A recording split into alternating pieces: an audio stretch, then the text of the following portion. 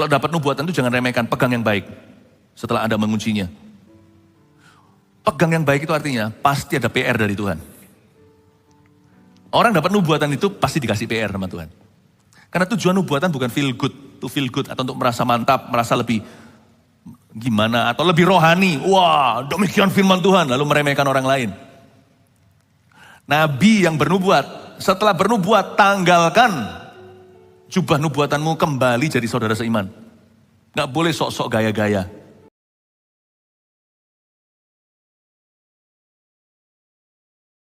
Sungguh semakin besar anugerah-Mu di hidup kami. Dari tahun ke tahun, bulan ke bulan, minggu dan hari. Engkau tidak pernah meninggalkan umat kesayangan dan pilihan-Mu. Bapa di sorga, we love you. Kami mengasihi-Mu. Karena Engkau telah mengasihi kami lebih dulu. Terima kasih Tuhan. Biarkan hari ini ibadah onsite maupun yang online mengikuti kami.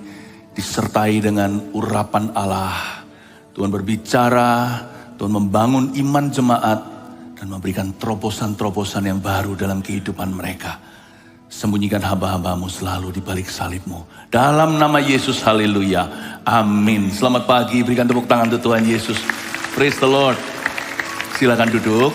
Sepanjang hari ini kita akan mempelajari kitab Ezra. Menunya sebagai berikut di depan sini. Usahakan untuk Anda mengikuti semuanya baik onsite maupun online. Ya, mewujudkan mimpi bersama Tuhan, itu judul besarnya. Di tahun mimpi dan penglihatan, kita mau mewujudkan mimpi. Kita nggak mau mimpi saja.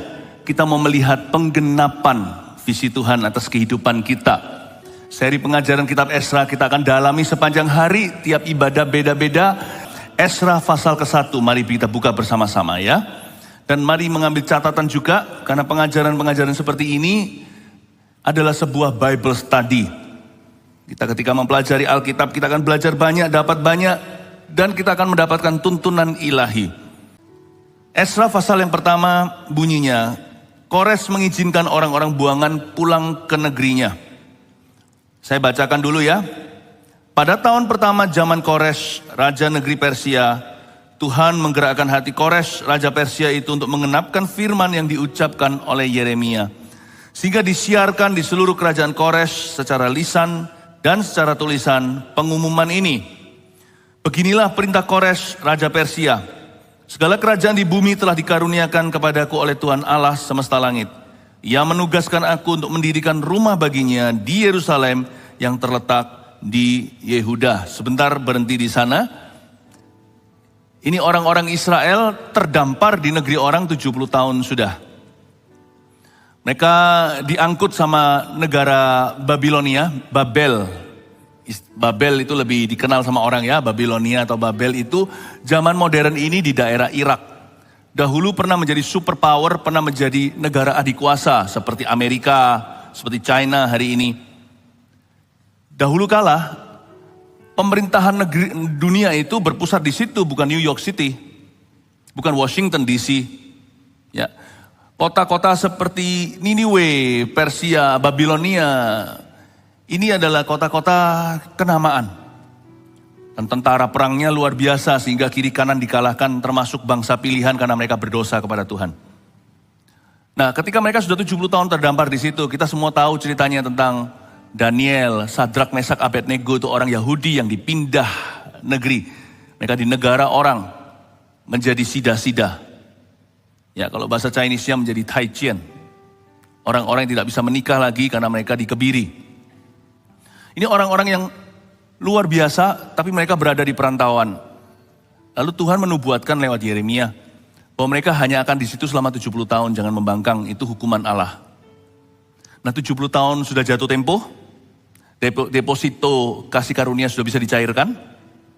Tuhan gerakkan seorang raja bernama Kores yang bukan orang Yahudi, bukan orang Israel.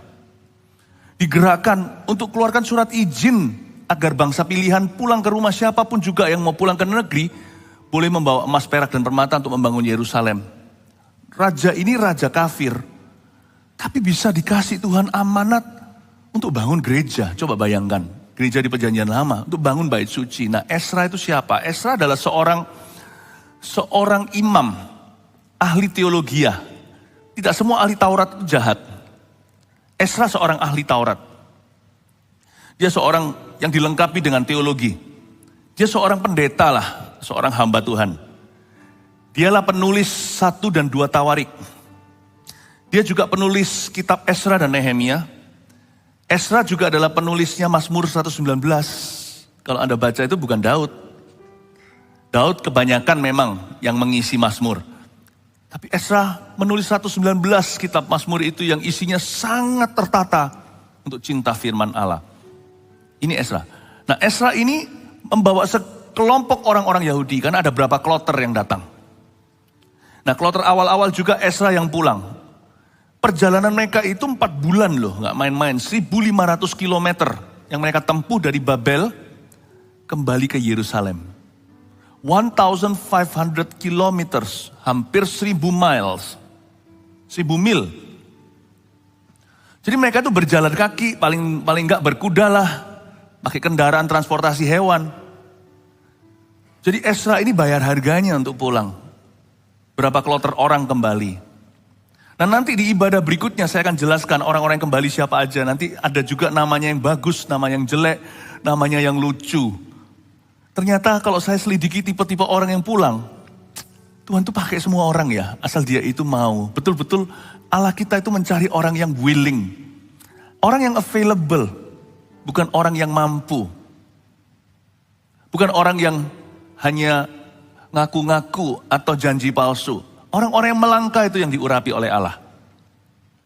Nah, Esra ini pulang akhirnya, journey home, pulang kembali. Nah, sekarang kita baca lagi ayat ke-1 ya. Pada tahun pertama zaman Kores, Raja Negeri Persia. Tuhan gak basa-basi. Kalau Tuhan bekerja itu langsung tahun pertama. Jangan suka tunda-tunda ketaatan. Orang kafir aja ngerti. Ngerti kalau mau taat sama Tuhan itu langsung tahun pertama pemerintahannya. Kores adalah raja non-Yahudi. Tuhan bisa pakai siapa saja, jangan batasi Allah. Siapa bilang kerajaan sorga itu terdiri dari burung merpati? Tuhan juga pernah pakai burung gagak yang dinajiskan atau diharamkan oleh suku Yahudi. Oleh bangsa Yahudi. Bayangin, siapa yang memberi makan nabi besar Israel? Yaitu Elia. Burung gagak bukan? Allah bisa pakai Kores. Tuhan gak hanya pakai Salomo. Tuhan gak hanya pakai Daud. Tuhan pakai Kores juga. Langsung pada tahun pertamanya. Jangan bertele-tele sama Tuhan. Saya mengambil kesimpulan yang tidak ditulis jelas-jelasan di Alkitab, tapi kalau saya coba beberkan history atau sejarah kitab-kitab, karena saya juga seorang yang mempelajari Taurat Tuhan, Esra ini menginspirasi kami hamba-hamba Tuhan untuk belajar Alkitab, belajar buku Alkitab kita. Kalau saya beberkan sejarahnya, Esra semuanya, 70 tahun itu, kalau saya buat comparison, perbandingan, kayaknya, yang membawa nubuatan firman Tuhan yang diucapkan oleh Yeremia langsung ke telinga Kores, bisa jadi adalah Nabi Daniel. Daniel itu kan mengalami beberapa kali pergantian administrasi. Daniel itu, tahu kan Daniel yang dimasukkan ke Gua Singa, itu kan mengalami pergantian raja-raja. Seperti hamba-hamba Tuhan tertentu, misalnya Billy Graham di Amerika. Dia kan melalui satu presiden ganti berikutnya, kan presiden gak forever. Tapi hamba Tuhan itu terus hidup sampai tua lalu meninggal dunia. Demikian pula Daniel. Daniel itu mengalami pergantian raja dan kabinetnya. Kayaknya sih Daniel itu yang membawa suara nubuatan itu ke telinganya Raja Kores. Ya. Raja Kores ini gak pernah kenal Tuhan. Jadi kenal firman gara-gara ada seseorang di administrasinya. Ada satu orang di dalam kabinetnya, seorang gubernur namanya Daniel yang sudah tua, yang membawa cerita itu ke telinganya. Tahukah Bapak Ibu Saudara, orang-orang Kristen Tuhan taruh di berbagai posisi di masyarakat ini, supaya nubuatan dan firman itu sampai ke telinga orang kafir juga. Orang fasik bahkan. Bukan hanya agar mereka bertobat, supaya mereka membuat keputusan yang sesuai dengan maksud Tuhan. Jadi jangan pernah Anda itu merasa kalau Anda bukan lakonnya lalu Anda kecewa. Aku kok gak jadi presidennya ya? Aku kok gak jadi CEO-nya ya? Aku kok gak jadi manajernya ya? Aku kok gak jadi direkturnya ya? Aku kok gak jadi pemimpin? Gak apa-apa loh. Gak apa-apa loh jadi juara 2 kalau bisa pengaruhi juara 1. Orang-orang Kristen harusnya puas di mana Tuhan letakkan dan berfungsilah. Daniel contohnya membawa nubuatan itu ke telinga Raja Kores. Nubuatan itu luar biasa bunyinya. Coba saya ajak, dibuka aja di depan sini ya. Buka Yesaya 44 ayat 28. Yang dimaksudkan, nubuatan yang dimaksudkan itu mana? Saya tunjukkan di sini. Yesaya 44 ayat 28 sampai 45 ayat ke-5 ya. Saya berjelaskan. Tolong Anda waktu membaca ini ingat ya. Ini yang disebut ini tentang Kores. Ini diucapkan 150 tahun sebelum Kores lahir. 150 years. Diucapkan oleh Nabi Yesaya yang gak ketemu Raja Kores. Akulah yang berkata tentang Kores, dia gembalaku. Segala kehendakku akan digenapinya dengan mengatakan tentang Yerusalem. Baiklah ia dibangun dan tentang bait suci, baiklah diletakkan dasarnya. 150 years, 150 tahun sebelum yang bersangkutan namanya Kores itu dikasih nama begitu sama mamanya. Lanjut berikutnya, ayat 45. Beginilah firman Tuhan, inilah firmanku kepada orang yang kuurapi, kepada Kores yang tangan kanannya kupegang supaya aku menundukkan bangsa-bangsa di depannya dan melucuti raja-raja. Supaya aku membuka pintu-pintu di depannya dan supaya pintu-pintu gerbang tidak tinggal tertutup. Sebelum bahkan bangsa Israel ditawan oleh Babilonia, Yesaya menubuatkan ini. Betapa tajamnya prediksi firman. Ayat 2. Aku sendiri hendak berjalan di depanmu dan hendak meratakan gunung-gunung. Hendak memecahkan pintu-pintu tembaga dan hendak mematahkan palang-palang besi. Terus, aku akan memberikan kepadamu harta benda yang terpendam. Ingat-ingat ya kata harta benda yang terpendam. Kalau Allah memberi visi, Tuhan memberi provisi, Tuhan memberikan penyediaan di mana ada tujuan. Harta benda yang terpendam dan harta kekayaan yang tersembunyi. Karena nanti bangsa Israel ketika pulang kloter-kloteran, disertai dengan perbekalan dari Babilonia. Mereka tidak tangan hampa. Seperti orang Mesir, waktu mereka di Mesir mereka keluar dari tanah perbudakan, mereka membawa bersama dan di tangan mereka perbekalan dari Tuhan. Demikian pula ketika mereka pulang membangun bait suci, bukan tangan kosong mereka kembali. Aku akan memberikan kepadamu harta benda yang terpendam dan harta kekayaan yang tersembunyi supaya engkau tahu bahwa akulah Tuhan Allah Israel yang memanggil engkau dengan namamu terus. Oleh karena hambaku Yakub dan Israel pilihanku, maka aku memanggil engkau dengan namamu. Kores namanya. Dan menggelari engkau sekalipun engkau tidak mengenal aku. Belum lahir lagi ayat 5. Akulah Tuhan dan tidak ada yang lain. Kecuali aku tidak ada Allah. Aku telah mempersenjatai engkau. Diulang lagi. Sekalipun engkau tidak mengenal aku. Matikan dulu. Kita gak usah mendapat nubuatan spesifik ini seperti ini untuk kita percaya bahwa Tuhan sudah memilih kita sebelum kita dilahirkan. Saya gak mau masuk dalam sebuah perdebatan predestinasi. Apakah kita ini semua yang terjadi hari ini semua oleh kehendak Allah. Jadi kalau aku dosa, aku jatuh, aku buat salah itu juga Tuhan sudah tahu. Udahlah, jangan otak-atik kemahatauan Allah. Otak-atik aja tanggung jawab Anda. Apakah hari ini kita membuat keputusan secara sadar-sadarnya bahwa keputusan kita itu adalah apa yang baik dan benar di mata Allah. Tapi kalau kita dipakai Tuhan, diberkati, kalau hari ini kita melihat kuasa Tuhan bekerja di hidup kita, jangan kita GR dan sombong hati. Kita mengira itu karena usaha kita, karena kita layak menerimanya. Ingatlah bahwa Anda dan saya itu telah dipilih sebelum dunia dijadikan. Kalau bicara soal berkat dan glory atau kemuliaan, lemparkan ke Tuhan. Kalau bicara tentang tanggung jawab, jangan lemparkan ke Allah. Tarik pada dirimu sendiri. Udah gak usah otak-atik maha tahu. Cukup aja Anda otak-atik apa yang harusnya Anda dan saya ketahui. Apa yang menjadi responsibility atau tanggung jawab kita secara pribadi. Tapi saya yakin loh, kita semua itu dalam nubuatan Allah. Sekalipun mungkin nama kita gak disebut seperti saya, Philip Mantova, atau Anda namanya siapa. Tapi di dalam Alkitab tertulis tentang kita, bahwa kita diselamatkan hari ini. Bahwa hari ini kita dipakainya, kita hari ini ke gereja. Bukankah Tuhan Yesus sendiri berkata, Injil akan sampai ke seluruh bumi. Waktu Tuhan mengatakan itu, Tuhan ada di Yerusalem, Injil sampai ke Indonesia. Naik pesawat aja jam-jaman, ribuan kilometer jauhnya. Sudah dinubuatkan bahwa suatu saat nanti ada gereja di Asia. Dan kita akan diselamatkan di bawah atapnya. Tahu nggak bahwa hidup kita itu dalam nubuatan Allah? Demikian pula masa depan kita. Tidak ada yang baru di bawah matahari. 150 tahun yang lalu, pada tahun pertama Raja Kores, Raja Negeri Persia, Tuhan menggerakkan hati Kores.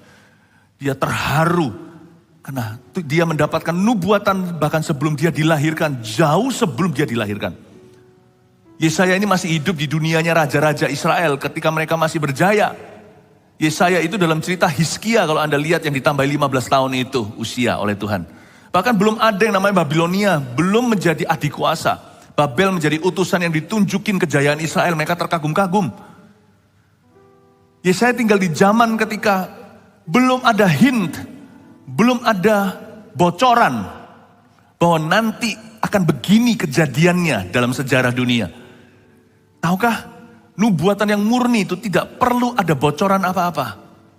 Hari ini kalau Anda tidak melihat terang, tapi kalau Tuhan berkata, aku punya rancangan damai sejahtera, percaya saja sekalipun hatimu gak damai.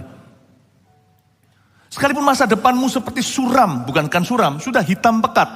Kalau Tuhan berkata, aku punya rancangan damai sejahtera memberimu masa depan penuh pengharapan. Gak ada titik terang, tetap percayalah. Karena nubuatan yang murni yang sejati tidak perlu ada bocoran. When God says, He will fulfill it. Kalau Allah berkata, kalau Tuhan berfirman, Dia akan genapi. Amin Bapak Ibu Saudara. Katanya, anggota keluargaku ini yang sisa satu belum kenal Tuhan ini akan percaya Tuhan. Kok gak ada tanda-tanda loh dia kerinduan lah atau mau ke gereja atau gimana. Gak usah ada tanda-tanda. Asal Anda lakukan bagian Anda jadi saksi hidup di rumah. Kalau ini bicara tentang keluarga. Asal Anda berdoa, percayalah Allah sedang bekerja. Kalau Tuhan kerja, tidak perlu Tuhan itu sungkem sama manusia. Gak perlu kasih tanda-tanda, bocoran. Gak perlu kayak gituan. Allah bekerja di tempat tak terlihat. Dan ketika kejadian, asal kita beriman melihatnya dulu. Waktu itu terjadi, kita tahu bahwa itu keluar dari janji yang digenapi. Gak ada kata kebetulan di dalam hadirat Allah. Pada tahun pertama Raja Kores, zaman Kores Raja Negeri Persia, Tuhan menggerakkan hati Kores Raja Persia itu untuk menggenapkan firman yang diucapkan oleh Yeremia. Tuhan menggerakkan hati Kores. Sifat nubuatan itu harus ditangkap oleh hati. Ada perkara-perkara tertentu gak bisa diajarkan. Dan gak bisa kita resapi dengan pikiran. Seperti yang saya katakan tadi, tanpa bocoran. Karena waktu Kores, Raja Persia itu mendengarkan firman yang diucapkan oleh Yeremia, kemungkinan disampaikan oleh Daniel, mungkin ya. Pokoknya dia nggak tahu gimana deh caranya, dia terekspos. Dia melihat firman yang tertulis yang diucapkan oleh Yeremia sendiri, Yeremia yang sudah mati. Kores ini menangkapnya dengan hati. Tuhan menggerakkan hatinya. Nubuatan itu menggerakkan hati di tahun mimpi dan penglihatan. Pengajaran itu perlu. Jangan cari nubuatan melulu.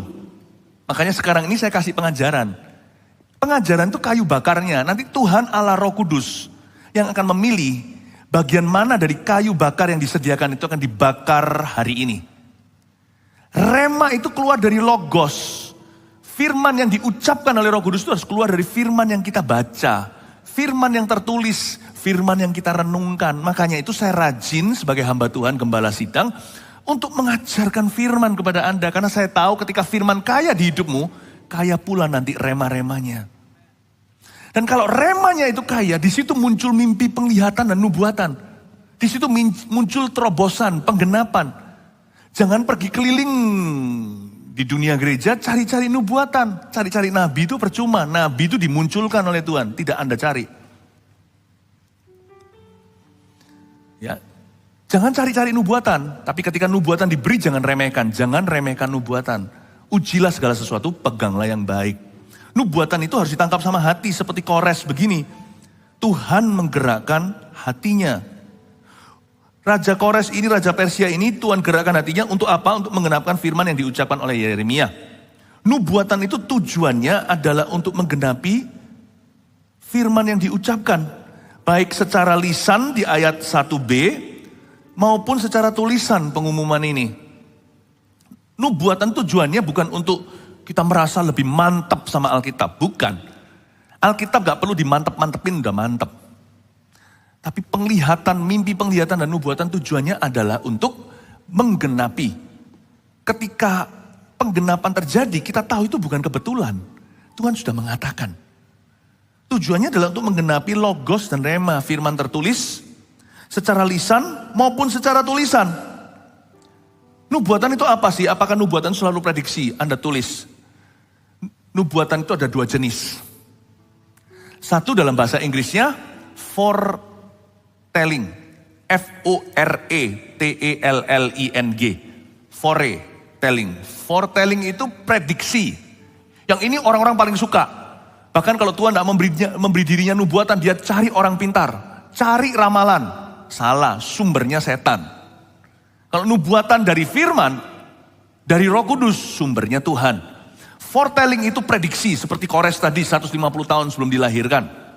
Tuhan bisa nggak kasih prediksi kepada Anda? Bisa, berkali-kali terbukti dalam sejarah gereja, bahkan di dalam kegerakan rohani gereja ini, bolak-balik, berkali-kali, terjadi interaksi profetik. Baik itu secara spesifik, satu persatu, atau secara luas, Tuhan menggenapi apa yang telah Tuhan katakan jauh hari sebelumnya. Visi-visi yang gak masuk akal itu kita lewati loh.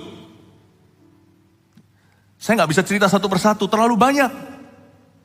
Hikmat marifat yang sudah Tuhan nyatakan lewat ministry kita bersama. Tapi nubuatan bukan hanya foretelling, tapi juga forthtelling, Forthelling. Satu kata. Forthtelling itu enggak memprediksi apa-apa, tetapi lebih ceritanya menyampaikan isi hati Allah. Ini bukan khotbah biasa, bukan pengajaran, tapi forthtelling itu seperti merasa sesuatu, enggak tentu memprediksi apa-apa, tapi memberitahu kepada orang ini, orang tertentu, Tuhan sedang berduka. Gak tentu ngomong sesuatu, tapi menceritakan situasi terkini yang Allah rasakan di dalam hatinya. Bisa atas sebuah gereja, bisa atas seorang individu. Foretelling gak tentu sesuatu, kadang-kadang memberikan sebuah ayat tepat waktu. Ayat itu kena dan menjawab pergumulan seseorang. Atau misalnya tiba-tiba telepon saudaranya. Saya kok digerakkan telepon Anda ya? Saya mau doakan, kaget dia, saya sedang dalam pergumulan, saya minta Tuhan kirim seseorang untuk doakan. Gak tentu ada nubuatan, demikian firman Tuhan. Tapi inti dari nubuatan itu selalu untuk menggenapkan firman yang diucapkan oleh Yeremia, atau yang diucapkan oleh firman Allah di kitab Kejadian sampai Wahyu, sehingga disiarkan di seluruh kerajaan Kores secara lisan dan tulisan pengumuman ini. Selalu itu. Ayat 2. Beginilah perintah Kores, Raja Persia. Segala kerajaan di bumi telah dikaruniakan kepadaku oleh Tuhan Allah semesta langit. Ia menugaskan aku, garis bawah itu. Ia menugaskan aku untuk mendirikan rumah baginya di Yerusalem yang terletak di Yehuda. Siapa di antara kamu termasuk umatnya, Allahnya menyertainya. Biarlah ia berangkat pulang ke Yerusalem yang terletak di Yehuda dan mendirikan rumah Tuhan Allah Israel, yakni Allah yang diam di Yerusalem. Raja Kores digerakkan oleh Roh Kudus, suruh bangsa Israel pulang. Dia memberikan sayembara atau pengumuman di seluruh kerajaannya yang luas.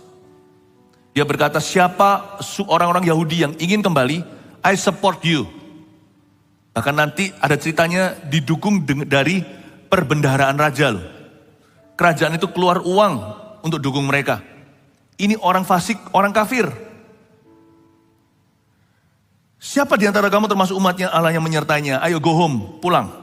Bangun bait suci. Ezra itu ahli Taurat, dia itu seorang pendeta. Dia kembali ke Yerusalem, yang pertama dibangun bukan temboknya, itu Nehemia.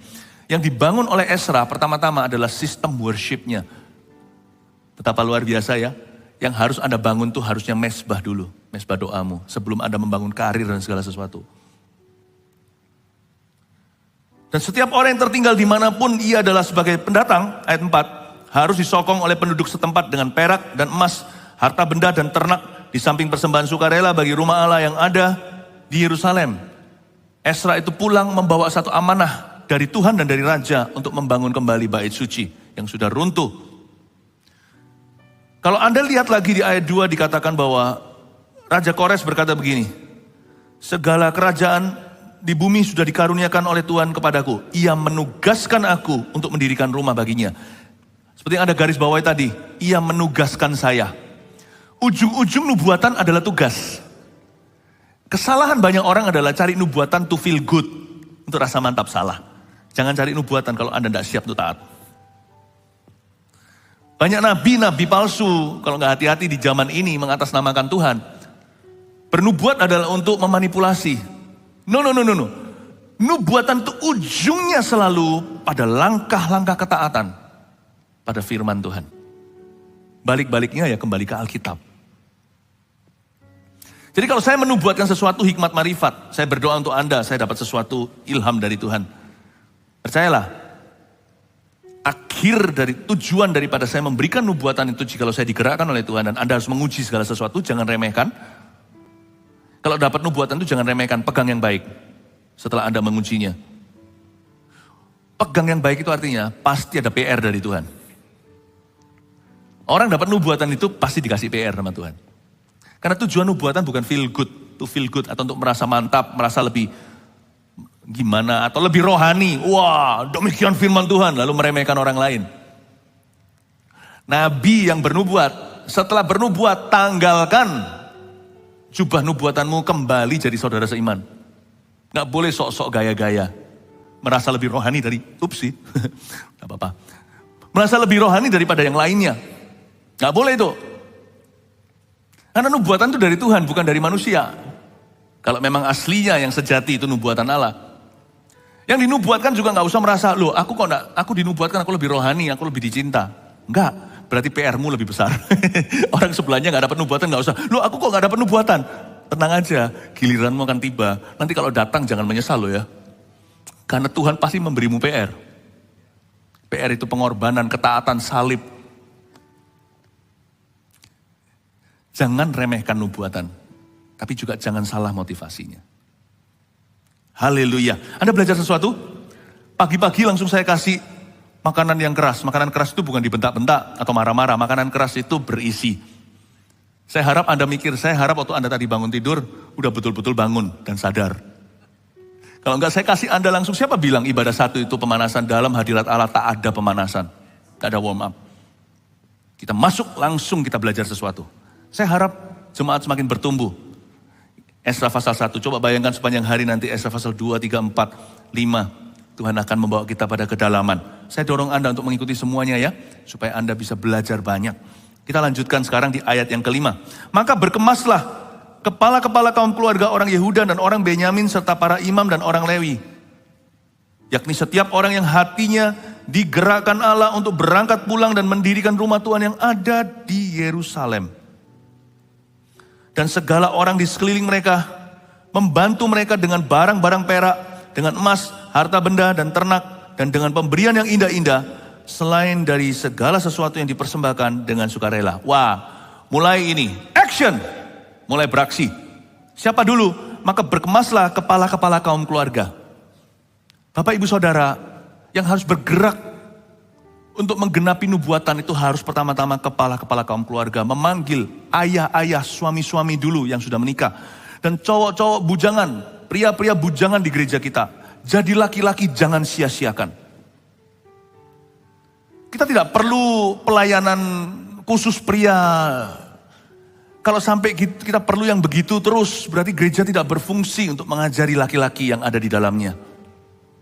Itu bolehlah sebagai UGD-nya, gawat darurat. Tapi di gereja kita, laki-laki digembleng. Saya juga mau bicara kepada pria. Tidak perlu di-separate atau dipisahkan pelayanan laki-laki sendiri, pelayanan wanita. Lebih baik itu dalam ibadah seperti ini, dua-dua dapat porsinya. Tapi izinkan saya sekarang bicara khusus pada para pria. Maka berkemaslah kepala-kepala kaum keluarga. Itu harusnya meremah. Laki-laki harus jadi imam. Tuhan bicara gini loh tentang keluarga. Nggak perlu kita disebut seperti Kores namanya. Tapi kalau kita tahu hidup kita itu ditulis dalam firman. Dan bagaimana seharusnya cowok dulu yang bangkit menggenapinya. Ajak seluruh keluarga. Doa makan misalnya. Janganlah yang mengingatkan adalah mama atau istrinya. Boleh Anda lemparkan, kali ini mama yang doa. Doa makan aja di rumah tangga kami. Ya, waktu anak-anak masih terlalu kecil, saya selalu mimpin 3/4 kali doa makan itu saya 3 kali.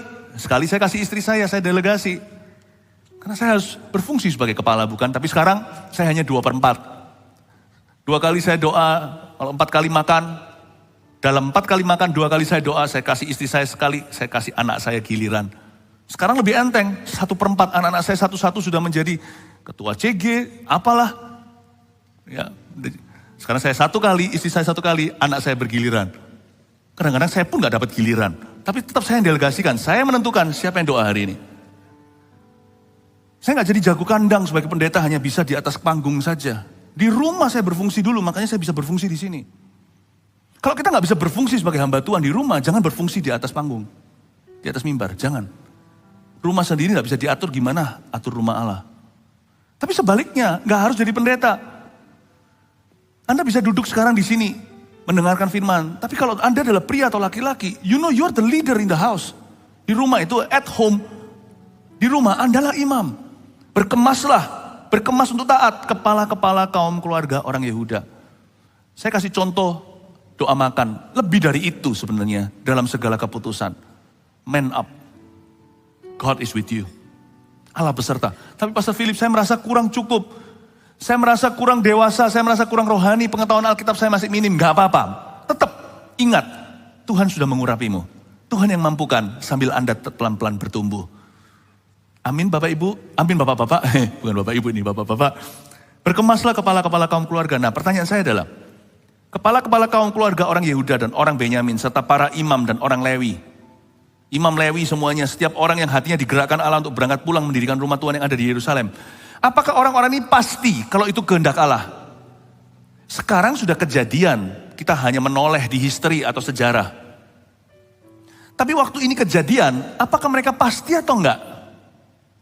Gini loh, sifat nubuatan itu tetap gimana pun juga, sespesifik apapun juga. Tetap yang namanya nubuatan itu melihat wajah kita samar-samar di cermin atau kaca. Kita tetap ada ruang untuk mendengar bahkan error dalam belajar.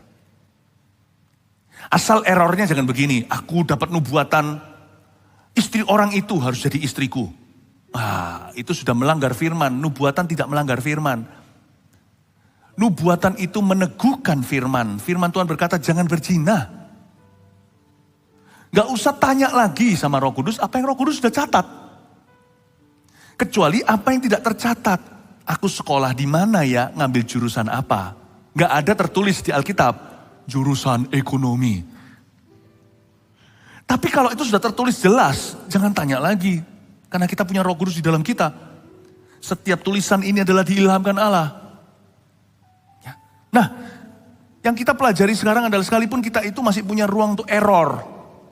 Waktu mendengar suara Tuhan, gak apa-apa belajar, tetap dengarkan suara Allah. Maka berkemaslah kepala-kepala kaum keluarga. Mungkin mereka bertanya-tanya, betul gak ini ya kehendak Allah? Memang si Kores itu dapat nubuatan begitu spesifik 150 tahun sebelumnya. Tapi kan apakah aku ya? Selalu kan pikiran kita gini, apakah aku yang harus pulang? Atau orang lain juga bisa, masa harus saya?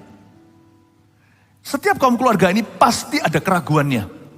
Karena untuk mereka berkemas pulang dari Babilonia setelah 70 tahun di sana, itu sama dengan seperti kalau Anda dan saya sudah tinggal berapa generasi di Indonesia. Kalau kita bukanlah misalnya suku Dayak, suku Batak, suku Jawa, yang memang sudah tinggal di kepulauan. Sebenarnya manusia itu semuanya ya pasti datang ke pulau-pulau. Tapi yang datang dulu ya kan, misalnya di Kalimantan ada suku Dayak, suku Batak juga ada, bahkan ada sampai di Danau Toba.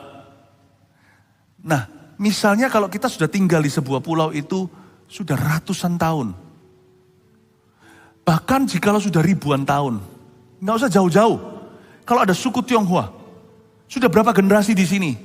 Udah 70 tahun di Indonesia, turun-temurun udah berapa generasi? Suruh pindah mulai yang baru di tempat lain, nggak bisa. Kita yang sudah tertanam di sebuah tempat, kita sudah menjadikan tempat itu tanah dan air kita. Saya pernah cerita nggak lama yang lalu, saya lagi makan di sebuah restoran, ya kan, restoran. Lalu setelah itu lagi hujan rintik-rintik, itu restoran makanan Arab. Lalu saya melihat, saya bawa payung kan. mobil sudah anterin semua. Kasihan itu ada ibu, anak, bapak, semua yang tidak ada payungnya. Saya payungin mereka, ayo sini. Nah, payungin. Dia lihat saya, kaget. Karena kita beda suku kan. Tapi kata kita orang Kristen kita tahu tidak ada Yunani Yahudi. Kita tahu bahwa Tuhan mengajari kita untuk saling mengasihi. Saya kasih payung. Ya saya payung, gak apa-apa, ayo masuk. Setelah masuk anaknya masih kecil tuh lucu kayak boneka. Lucu sekali gitu ya. Lalu dia bilang, terus dia lihat saya, dia kaget liatin terus sambil saya payungin sambil liatin begini. Saya punya anak dulu kecil juga lucu begitu waktu anak perempuan saya masih usia dia. Naik ke atas mobil, sudah masuk sebelum ditutup dia berkata, orang Cina ya? Saya jawab dengan tegas, satu mobil van itu diisi semua saudara-saudara kita suku Arab. Saya masuk, saya payungin satu-satu, saya bukan tukang parkirnya. Saya masukin satu-satu, baru masuk ke mobil saya. Terakhir anak itu berkata, orang Cina ya? Saya bilang dengan tegas di depan semuanya, orang Indonesia. Kasih tepuk tangan dong untuk Tuhan. Saya lahir di sini loh. Mau nenek moyang saya dari mana, tetap saya lahir di sini, tanah air saya. Dia nggak lebih orang Indonesia dari saya. Semua kita itu asal usulnya dari Adam dan Hawa. Semua itu kunjungan ke pulau. Siapa dulu yang datang gitu aja. Saya orang Indonesia, saya dengan bangga ngomong gitu, anak kecil itu liatin saya dengan matanya bundar. Ya. Saya tutup pintunya, bleng. Udah. Lalu minta uang parkir. Enggak lah ya.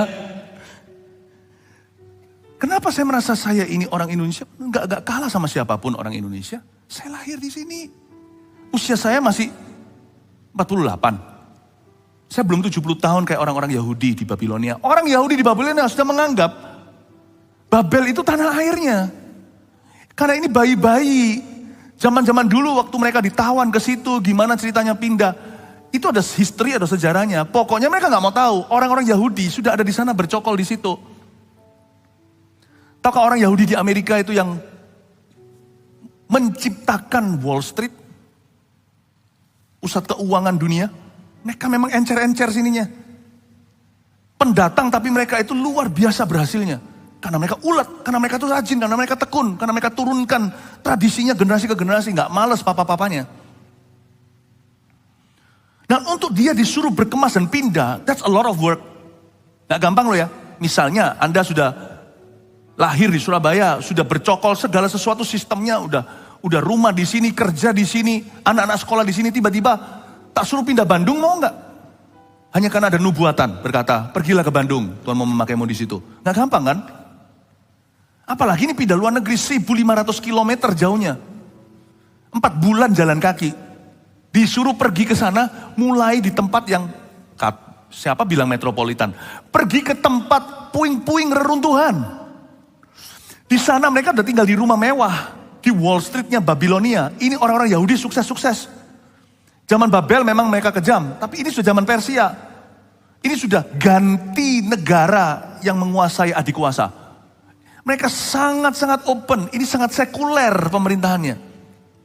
Mereka sudah mapan, disuruh pergi kembali ke Yerusalem yang bukan Yerusalem hari ini Israel. Suruh pergi ke tanah perjanjian yang sama sekali nggak tanah perjanjian, yang malah justru menjadi sarang serigala, nyamuk, lalat pikat. Ya nggak maulah. Aku sudah mapan kok. Aku sudah orang Babilonia kok, aku udah mapan di sini. 70 tahun sudah di situ. Udah 3 keturunan, tinggal satu rumah. Rumahnya besar kali. Tahu nggak, Bapak Ibu Saudara, untuk taat kita nggak harus mantap. Kita cukup tahu aja. Sisanya iman percaya bahwa Tuhan akan memelihara. Orang tuh loh mau melangkah itu ya pertimbangannya banyak. Tapi orang-orang ini saya kagum. Jumlahnya nggak banyak sih. Dari jutaan orang yang ada di Babilonia. Hanya sekian puluh ribu yang pulang. Maka berkemaslah kepala-kepala kaum keluarga orang Yehuda. Tapi kalau nggak ada orang-orang yang pulang, hari ini, Adan dan saya kalau ke Israel, juga nggak lihat Israel yang hari ini. Tetap puing-puing. Semua itu selalu ada pionernya, selalu ada orang-orang yang pertama melangkah. Apakah orang-orang yang melangkah pertama ditumbalkan itu mereka selalu mantap? Nggak tentu. Hanya mereka belajar percaya. Ada dan saya sebagai kepala-kepala kaum keluarga ini yang berkemas. Saya tanya di ayat 5. Apakah mereka itu mantap langkahnya? Apakah mereka itu tahu pasti ini kehendak Tuhan? Mereka hanya baca satu suratnya Yeremia, mereka melangkah. Dan ini orang-orang dengan berkorban. Karena mereka orang-orang yang sukses. Saya buktikan mereka sukses. Mereka sampai ke Yerusalem, mereka bisa bangun ini dan itu. Ini orang-orang pinter. Ini bukan orang-orang yang drop out. Ini bukan orang-orang yang tidak mampu, tidak sanggup. Ini orang-orang yang punya keahlian. Mereka skill workers. Mereka adalah pekerja-pekerja yang punya skill atau kemampuan. Mereka pulang karena ingin mendirikan rumah Tuhan. Bapak ibu saudara, untuk taat tidak perlu mendengar suara Tuhan audible. Demikian firman Tuhan. Asal hatimu damai dan tahu apa yang jadi kehendak Allahmu, melangkahlah, jangan takut salah. Ada ruang untuk error, tapi mereka berkata, saya serahkan ke tangan Tuhan. Asal saya berusaha. Dalam hidup ini, Anda tidak tentu bisa melihat hasil akhirnya. Tapi melangkah dulu dan percaya pada Tuhan hasil akhirnya. Gak usah mantap-mantap gimana. Hatinya digerakkan Allah. Ada damai sejahtera. Dia pulang mendirikan rumah Tuhan yang ada di Yerusalem. Dan segala orang di sekeliling mereka membantu mereka dengan barang, perak, dengan emas, harta benda, ternak, dengan pemberian yang indah-indah. Bapak ibu saudara, hari ini dalam mewujudkan mimpi kita. Kalau Tuhan memberikan pada kita sebuah dorongan dalam hati kita untuk mentaati sesuatu dari firman, melangkahlah dengan pasti, sekalipun tidak pasti. Amin Bapak ibu saudara. Ya. Dan juga saya dorong Anda belajar seperti orang-orang ini. Apapun mimpi mereka, mereka pasti punya cita-cita, tapi mereka mengutamakan visi Tuhan atas hidup mereka. Saya dorong Anda ya, kita hari ini kita membangun bersama-sama sebagai gereja. Mendirikan 1000 gereja dan 1 juta murid ini penuh resiko. Saya nggak tahu 2030 300 gereja itu nanti bisa tercapai atau tidak. Kalau saya tanya secara manusia, saya nggak tahu. Tapi saya cetuskan dan berusaha ke sana. We'll fight. Gak gampang loh jadikan gereja. Gak gampang. Saya tahu betapa besar komitmennya. Jadi saya bersyukur untuk Sorong. Saya bersyukur untuk Jayapura. Saya bersyukur untuk Palu. Jadi satu itu aja perayaannya. Gimana luar biasanya orang yang mengusahakan. Anda tahu tim kami itu lengkap. Dan semua yang turut menjadi tim suksesnya. Tahu betapa susahnya mendirikan gereja yang sehat dan baik dan benar. Tapi jadi satu, 300 angka yang besar. Kota-kota menunggu kita, pulau-pulau, gak apa-apa. Asal kita punya satu spirit seperti orang-orang yang berkemas pulang dari Babilonia. Apapun cita-citamu Bapak Ibu, visimu dan visiku adalah satu. Mendirikan rumah Tuhan 2030. Gampang, ini juga sama. Ini bapak-bapak yang pulang ini semua punya cita-cita. Punya gawean, punya pekerjaan. Tapi mereka berkata, rumah Tuhan membutuhkan aku. Mereka cabut, mereka jalan, mereka pergi. Anda tidak usah cabut kemana-mana. Cukup Anda punya hati. Dan mau taat sama firman. Udah. Apapun makannya, ini reklame ya. Yang penting minumnya ini, mereknya. Apapun cita-citamu Bapak Ibu. Kita punya satu mimpi bersama. Mendirikan rumah Tuhan 300 tahun 2030. Dan kita harus menyelesaikannya. Resikonya ada? Ada. Tercapai enggak? Enggak tahu. Bisa juga kita tercapainya early. Lebih dulu daripada yang dicanangkan waktu. Enggak tahu. Semuanya itu serba tidak menentu. But we try lah ya. Kayak orang Singapura berkata. Kita coba. Kita melangkah dengan iman. Daripada kita gigit jari, mimpi-mimpi. Mendingan mimpi kita wujudkan. Dengan langkah-langkah yang nyata. Saya berdoa dalam nama Yesus. Jemaat ini semakin dipakai oleh Tuhan. Pekerjaanmu juga akan diberkati untuk bisa mewujudkan mimpi Kristus atas dunia ini. Haleluya. Ayat 7. Pada pula Raja Kores menyuruh mengeluarkan perlengkapan rumah Tuhan yang telah diangkut Nebukadnezar dari Yerusalem dan yang ditaruhnya di dalam kuil Allahnya. Wait. Ternyata masih ada toh. 70 tahun ternyata nggak sirna. Itu loh perlengkapan rumah Tuhan yang diangkut Nebukadnezar dari Yerusalem. Itu kan zaman perang.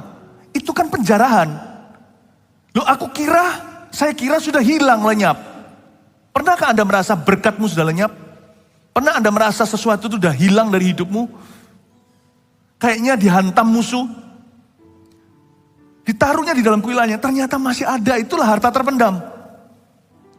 Kalau kita mau jalan sama Tuhan ya, Anda akan terkejut. Apa yang Anda kira sudah hilang, ternyata disimpan oleh Tuhan. Dipulihkan tepat waktunya, jikalau Anda dan saya berani percaya dan melangkah dengan iman. Harta tersembunyi itu ada. Tawanan pahlawan pun bisa dilepaskan. Jarahan orang kuat pun bisa direbut kembali. Ayat 7 ini kita baca sambil lalu. Padahal kalau kita pikirkan ini 70 tahun yang lalu. Harusnya orang-orang Israel yang zaman ini, Esra dan kaumnya, garuk-garuk kepala. Loh, ternyata masih ada. Aku kira semua sudah sirna, dijarah. Pernah sekali zaman-zaman dulu waktu lagi perang terorisme masuk ke berita. Di Irak itu kan kasihan. Itu ada bagus-bagusnya dari batu-batu apa segalanya. Itu adalah benda-benda bersejarah yang bisa dimuseumkan. Dihancurkan oleh Al-Qaeda atau ISIS gitu. Yang dipukul-pukul, dipalu-palu itu, aduh, itu kan sejarah gak bisa diulang. Itu kan zaman-zaman kerajaan. Dirusak semuanya. Hati lihat itu, udah habis sudah. Zero chance di tangan. Ini juga Nebukadnezar itu jahat. Itu orang-orang itu dibawa ke negerinya. Itu pakai ini loh, pakai hook. Seperti orang mancing itu, hidungnya ditusuk. Gini loh ditariknya. Ini ditarik orang itu ribuan sama kuda begini. Gak berdarah-darah tuh hidungnya. Jahatnya kayak gitu. Mana mungkin artikel-artikel itu bisa kembali. Gak mungkin mereka tuh eman-eman, sayang-sayang. Hancur semua benda-benda seni itu.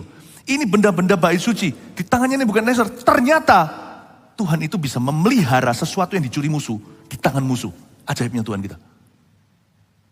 Anda kira bahwa kesempatan Anda adalah lenyap. Di tangan setan.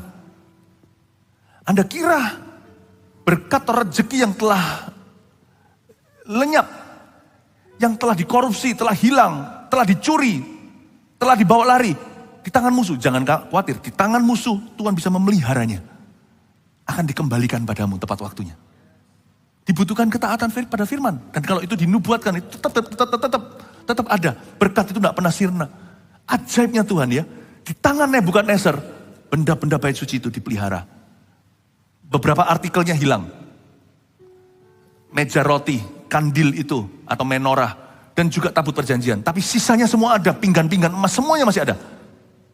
Ajaib Tuhan. He can keep your stolen blessing in the hands of your enemies. Dia bisa menjaga itu di tangannya musuhmu pun. Dipelihara untuk dikembalikan suatu saat kepadamu. Makanya orang Kristen yang cepat putus asa dan kecewa adalah orang yang bodoh secara rohani. Why? Kenapa Anda putus asa? Kores Raja Persia itu menyuruh mengeluarkan semuanya itu di bawah pengawasan Mitredat, bendahara raja yang menghitung seluruhnya bagi Sesbasar, pembesar di Yehuda. Tuhan punya bendahara untuk umat Allah yang mengawasi benda-benda mereka. Inilah daftarnya. 30 bokor emas, 1000 bokor perak, 29 pisau, 30 piala emas, pula 410 piala perak, 1000 buah barang-barang lain. Coba lihat ya, inventarisnya. Barang-barang emas dan perak itu seluruhnya berjumlah 5.400. Kecuali artikel yang hilang yang saya sebutkan tadi. Semua ada. Semuanya itu dibawa oleh Sesbasar. Sewaktu orang-orang buangan itu dibawa pulang dari negeri Babel ke Yerusalem. Listen. Semua benda-benda yang lainnya ada untuk pembangunan bait suci. Kecuali benda-benda utama beberapa. Yang kemungkinan bisa diberhalakan. Kadang-kadang saya pikir tabut perjanjian kok hilang ya. Urim, tumim, batu. Kenapa ya kandil emas itu kok hilang? Ada perkara tertentu Tuhan hilangkan karena itu akan diberhalakan. Bayangin kalau tabut perjanjian masih ada hari ini. Bukan hadirat Allah, kita gak akan cari hadirat Allah. Di mana-mana. Taruh di sini, semua menyembah ke tabut itu. Dan ada apa-apa, gak akan baca Alkitab, gak akan merenungkan firman, gak akan masuk hadirat Allah. Untuk dengar-dengaran dengan Roh Kudus, kita maunya di sini langsung pakai batu, kayak dadu gitu loh. Seperti Las Vegas, gambling.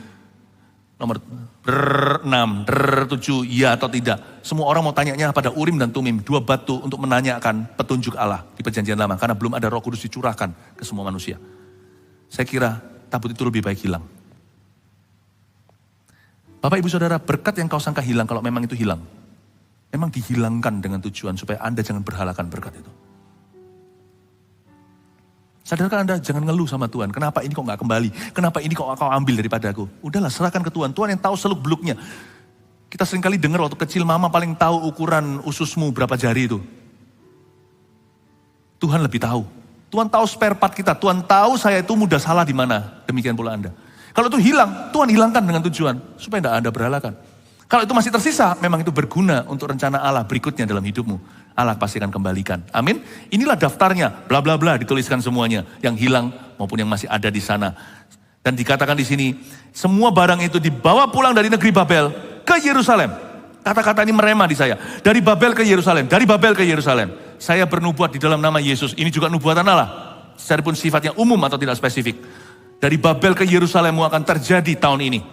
Yaitu Anda akan membangun kembali dari mimpi buruk ke mimpi baru bersama dengan Kristus. Allah akan mewujudkannya bersama dengan Anda. Haleluya, berikan tepuk tangan bagi Tuhan. Haleluya.